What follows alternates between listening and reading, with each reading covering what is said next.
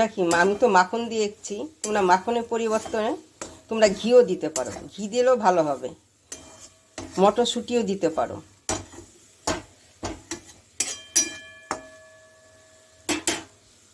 এই যে এই মূলোটাকে আমি ছুলে নিচ্ছি। আমি কি করব এটা এটা পরে আমি দেখাচ্ছি। এটাকে এইভাবে ছুলে নিব পুরোটাকে। এই যে মূলোটাকে ছুলে আমি এই যে গ্রাইন্ডার দিকে আমি গেট করে নিচ্ছি। এই যে এদিকে যে ফুটোটা বড় আছে সেটা দিয়ে আমি এইরকমভাবে ঘষে নেব, পুরো মূলোটাকেই ঘষে নেব।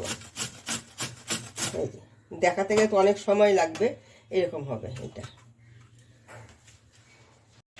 আমি মূলোটাকে এরকম করে নিয়েছি। এখন এর মধ্যে আমি নুন দিয়ে দিচ্ছি। নুন দিলে মূলোর মধ্যে তো অনেক নুন থাকে, জল থাকে। নুন দিলে জলটা বেরিয়ে যাবে, আমার রান্নাটাও তাড়াতাড়ি হয়ে যাবে। ওই জন্য নুন দিয়ে আমি 10 মিনিটের জন্য আমি রেখে দেব।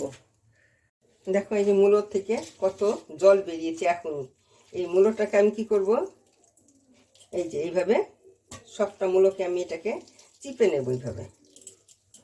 তাহলে আমার তাড়াতাড়ি কি হবে, ভাজা। রান্নাটা আমি সাদা তেলে করছি। এর মধ্যে আমি দিয়ে দিচ্ছি কয়েকটা, তেলটা গরম হয়েছে, মোটামুটি শুকনো লঙ্কা। এটাকে আমি হালকা একটু ভেজে নেব। এখন এর মধ্যে দিয়ে দিচ্ছি আমি এই যে কয়েকটা এই যে বাদাম। পেঁয়াজটা বেশি ভাজা হয়ে যাবে বলে আমি ওইভাবে রেখেছি।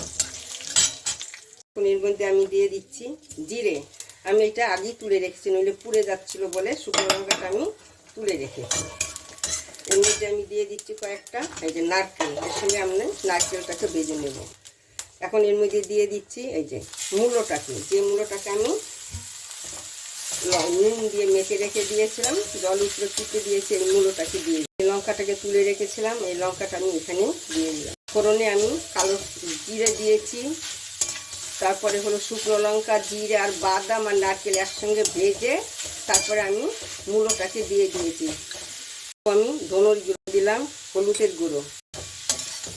এই মূলোটা সাদা, এই মূলোর না গন্ধটা কম থাকে। যে মূলোর একটা গন্ধ ঢেকে উঠবে, এই মূলোটার এত গন্ধও নেই, আর তাছাড়া তাড়াতাড়ি এটা সিদ্ধ হয়ে যায়। আমি এখানে দিয়ে দিলাম পরিমাণ মতো।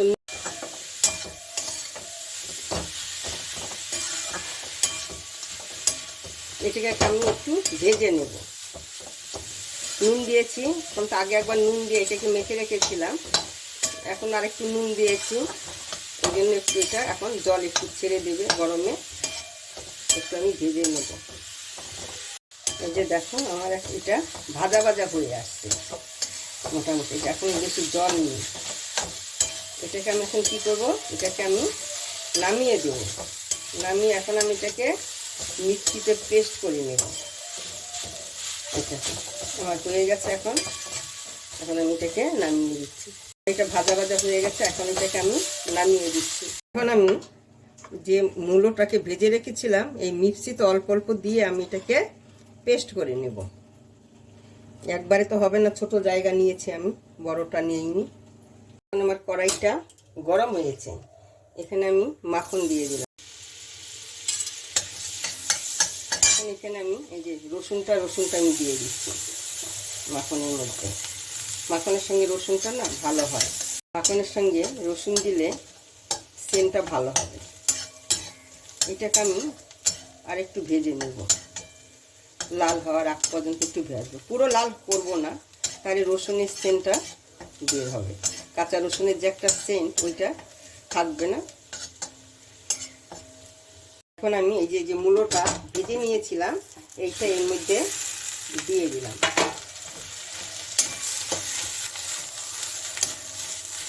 এটা গরম গরম খাবে, বেশি টেস্ট পাবে। মাখন দেওয়া আছে না, তখন হলে একটু মাখনটা জমে যাবে, ঠান্ডা হলে দারুণ লাগবে। মাখনের গন্ধে ভাত, রুটি, পরোটা সব কিছুর সঙ্গে এটা খেতে পারবে।